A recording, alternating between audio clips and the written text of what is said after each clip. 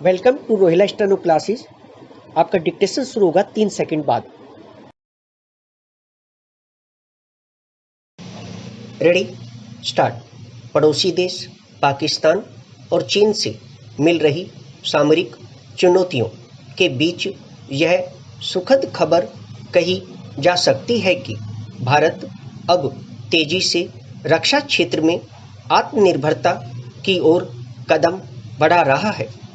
रक्षा मंत्रालय ने हाल ही 780 ऐसे कलपुर्जों की स्वदेशीकरण सूची को मंजूरी दी है, जिनकी खरीद एक समय सीमा के बाद घरेलू उद्योग से ही की जा सकेगी। इससे पहले पिछले साल दिसंबर और इस साल मार्च में भी जारी सूचियों में शामिल 458 में से 326 का स्वदेशीकरण हो चुका है, यानी अधिकांश उपकरण भारत में ही बनने लगे हैं।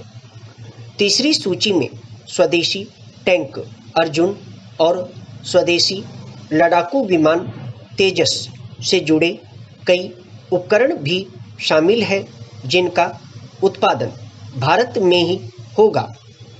पैरा देखा जाए तो भारत का रक्षा क्षेत्र में आत्मनिर्भर होना आज के दौर की मांग है।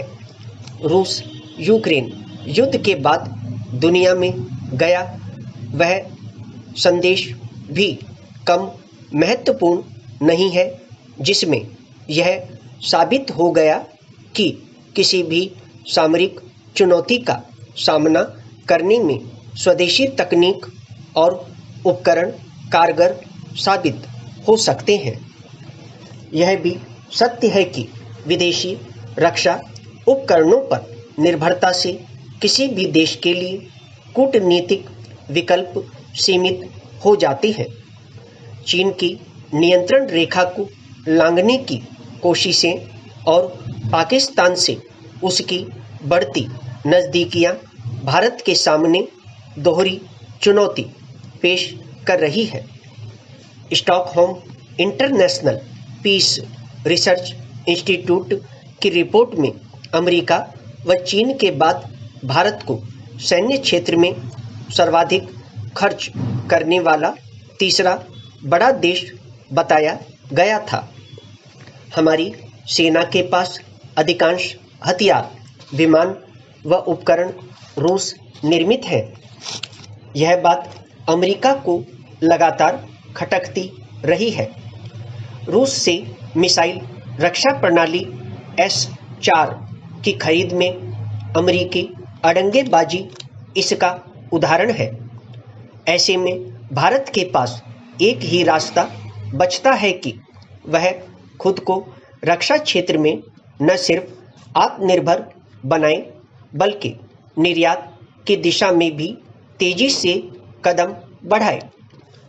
अच्छी बात है कि देश के रक्षा बजट में इस बार पूंजीगत व्यय का 68% हिस्सा घरेलू रक्षा उद्योग से खरीद के लिए रखा गया है।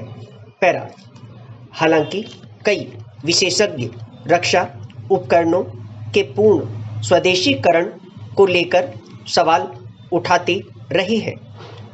यह भी कहा जा रहा है कि स्वदेशी निर्मित लड़ाकू विमान और हेलीकॉप्टर और टैंक आदि में भी कई उपकरण विदेशी हैं।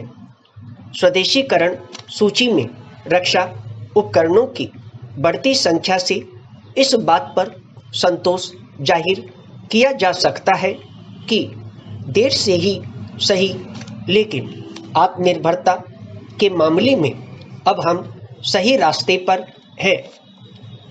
स्वदेशीकरण से हमारी सामरिक शक्ति तो बढ़ेगी ही, साथ ही आने वाले दिनों में हम और अधिक आत्मनिर्भर भी होंगे। स्टॉप।